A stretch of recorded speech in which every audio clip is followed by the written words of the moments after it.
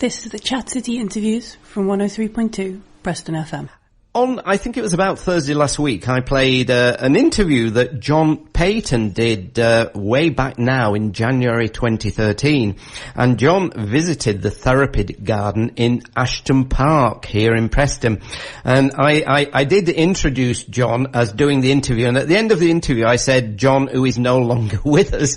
And I do need to explain because John did contact me to let me know that he is alive and well. And when I said he's no longer with us, he's no longer with us, sadly, at Preston FM. But he is now enjoying life up in Edinburgh. So if John should be listening in this morning, I thought I'd better just put the record straight. So there you are, John. It was lovely to hear from you. But we were talking about the therapy garden. We thought it would be nice to get an update on that and anything else that's happened. So my first guest in the studio this morning, it's lovely to welcome Donna Rowe-Green. So, Donna, a very good morning. Good morning. And if I could just get you nearer to the mic and then everybody can hear you nice and clear. That's it. That should be perfect. And even John, if he's listening in Edinburgh, will now be able to hear you. So, Donna, let's start by talking about, let's remind listeners what was behind the therapy garden, because I think it opened, was it in April 2013? We did. It's quite hard to believe. It's 12 months ago that I was here talking to John. And actually I was in the garden on Monday and noticed the pigeons coming to nest in the ivy on the wall and realised that we'd gone one full circle of actually being in the garden. The garden is a walled garden, as you say, in Ashton Park, and it is for the military community. So we have military veterans, although we're also open to serving military personnel and their families, their parents, their partners, their children, just as somewhere to come for a bit of sanctuary. And that's what the gentlemen that come call it. That's their sanctuary. So it's somewhere to escape from the real world for a while. How did the idea come about? I've been a horticultural therapist for about 12 years now. And I'm also married to a military veteran. My husband served in Bosnia. He was actually in the 1st Battalion to go out there. And about 18 months ago, I read about a similar project that was happening up in Scotland. Went up there to speak to the lady who'd set that one up, just to see if they were planning to come down to Lancashire. And she said they would, but probably not for 4 or 5 years. And I did the very dangerous thing of driving from Glasgow to Preston by myself. And by the time I'd got home, I was like, I could do that. Yourself, yes. So we did do it. Oh, lovely. And so that's how the concept came about. And the garden itself, I mean, was it a piece of garden that wasn't being used at the time, and so you kind of got permission to reclaim it? And I believe, did a TV company also get involved at the time? They did. We were very, very fortunate. The first thing I did was go and speak to Preston City Council, to their parks department, and they very generously gave us this piece of land. To say it was a jungle is probably a bit of an understatement, but nonetheless I was very excited when I saw it and thought, right, I'll just take a year, chip away at it, and then we'll be ready to go. And then Channel 5 stepped in with Operation Homefront, which is a group of military veterans based all over the country, but they basically came together to make a TV programme called Construction Squad. Operation Homefront, which actually aired this September, but last September they came in probably the worst weather Lancashire has to offer, and let's face it, that's quite some going. Yes, we do get some. Yeah, we do. They came and they cleared away the debris in one day and built a garden in 4. So we were incredibly fortunate and very grateful. Right. And what form did it take? I mean, before you started the project, or when they came in to help, did you already have an idea of how the garden layout would look and what you wanted it to contain when it came to plants, etc.? Absolutely. I was very lucky because I got to sit with the designer before the programme started, and I knew, I mean, we work with those that are suffering any kind of emotional challenge as a result of their service. So it might be isolation, it might be depression, all the way up to PTSD. And PTSD, post-traumatic stress disorder, when related to combat stress, is quite a particular set of symptoms. So I knew the garden needed to be very open plan. People needed to be able to see the whole of their surroundings. There should be no surprises within the garden.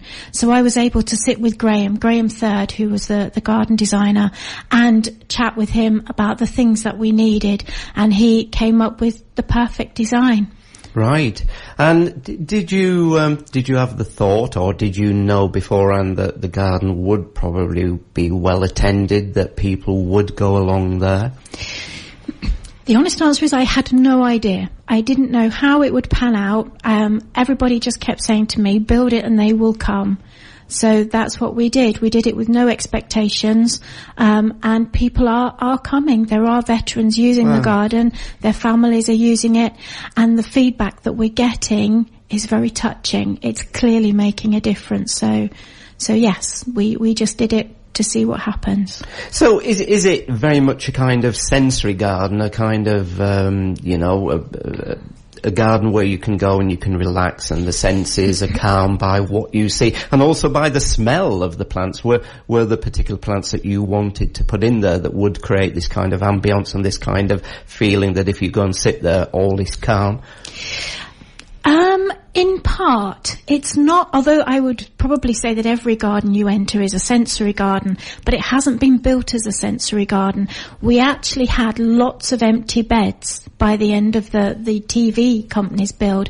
But it was important to me that the veterans and the other people that used the garden had some input in how the garden developed. It very much had to be something that they were involved in.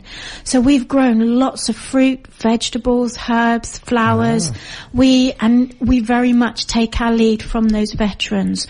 So not just the plants that we grow, but everything from staff that we employ, activities we take part in.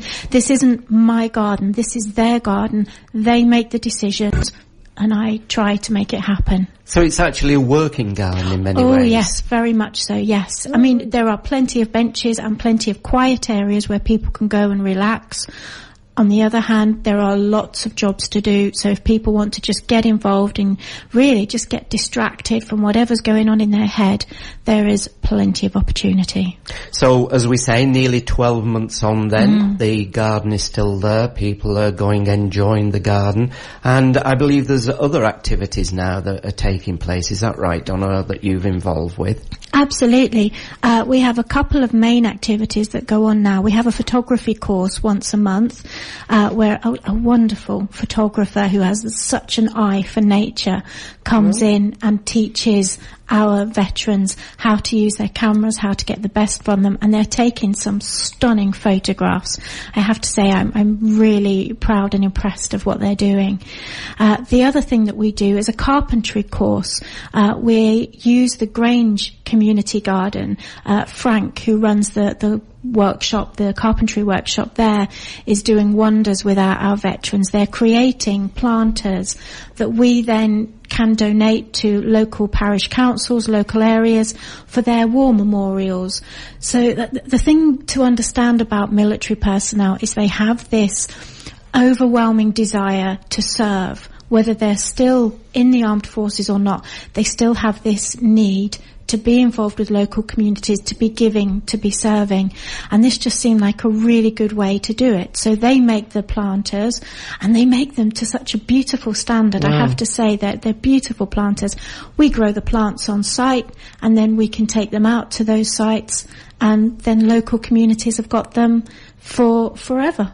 Any thoughts about the photographs going on display somewhere so members of the public can see them, because they sound so exciting and photographs that people would enjoy seeing? We really hope to. We have a number of plans for them. We'd certainly like to turn some of them into sort of postcards, greeting cards that people can take home with them. But also we would love to do an exhibition sometime in the next few months just to show people what they can achieve with a simple camera and with very little experience. They really are beautiful. And throughout the year, are there any plans? Have you thought about maybe that there would be a day that the gardens are open to the general public? Yes, we will have throughout the year a number of days where we open up the garden to the public. Most of the time it is a closed garden, and it has to be that way for the security of those people that are within it. They need that quiet sanctuary, but at the same time they very much want to be able to show what they've achieved and just to welcome people in, to let them know what's going on.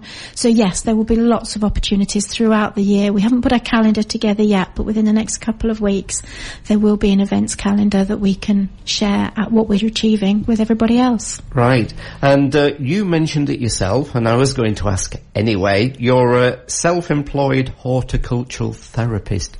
What exactly is an horticultural therapist? Do you talk to the plants? No. I do, you see, I do. Well, I have to say I've probably been known to mutter the odd word to them, but it's not always very therapeutic to them. But no, a horticultural therapist is not somebody that talks to sick plants, which is what I normally get asked. It is somebody that just uses gardening as a tool to bring something to other people. Now that might be somewhere to escape. It might be something that they want to do to learn a new skill and become more employable. But it's matching up the jobs that we give to people with the needs that they have. So it's really just using gardening as a tool to help people. And I would imagine it's a lovely way of, working, because there's nothing nicer, is there, than spending time with nature, with plants, with gardens. And even though I'm not the best, I do love being in the garden, particularly when the weather starts getting better, although I do go in during the winter. So in 2014, for the garden up there in Ashton Park, is there anything you'd like to see or anything else you'd like to achieve up there? I think to get probably some more veterans through the door so that we can reach more people and get more people involved.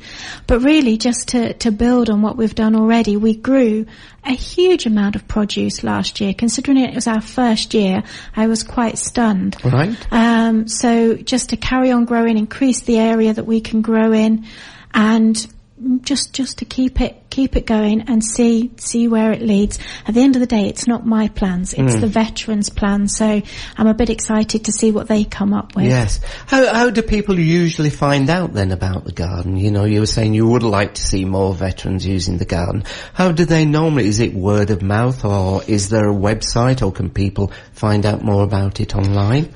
There's all sorts of ways. We've had referrals from people like Combat Stress, the NHS, and the Armed Forces Group in Preston. Now, the Armed Forces Group in Preston are a wonderful group of gentlemen based down in the Guildhall Arcade, who are another veteran organisation that help people in different ways. They're sort of a signposting organisation. But also we have a Facebook page, we have a website. You can just give me a ring and have a chat, come down and see the garden. So yeah, if you're somebody that's already accessing the health side of things, so your GP or your CPN, have a chat with them about it and get them to give me a call, or just come and give me a ring. And is there a telephone number you can give out, Donna? Certainly, it's 078 101 28019. Lovely. Well, can I thank you for coming in? And I know John was hoping to be listening in Edinburgh, and I'm sure he will be thrilled to hear the news about the, nearly a year on, and about the garden, because I know after the interview and talking to him throughout the year, he was so keen and so interested in what was happening up there at Ashton Park. So if John's listening in, I'm sure he'll be thrilled to hear what you've been telling us. So, Donna, thank you very much for coming in this morning. My pleasure. Thank you for having me. Thanks for listening. If you've enjoyed today's interview, why not tweet Huey at ChatCityPFM?